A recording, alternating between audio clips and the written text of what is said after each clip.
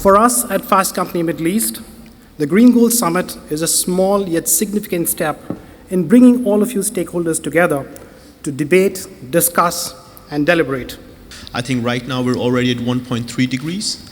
And if we continue as we are doing right now, we'll reach 2.3 degrees by 2050. So we're definitely not on the path right now. Every little thing counts. No, every little effort counts. This doesn't apply here.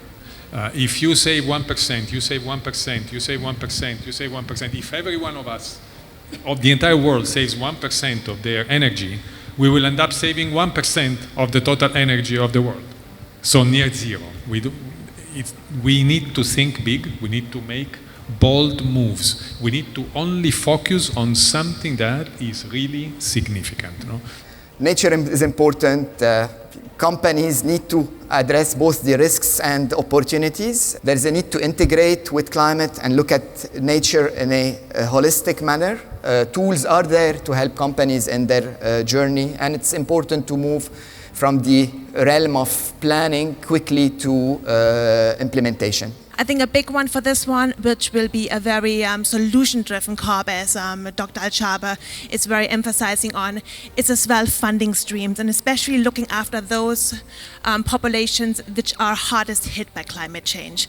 The concept of circularity is a mindset shift. It's something that Stephen mentioned. Our parents used to do it. Yeah? So it's not the big things that we need to do.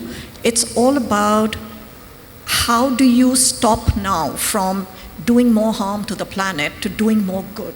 So how do we disconnect that economic activity that we are doing, the resources, the very finite resources that we have that we are quickly consuming.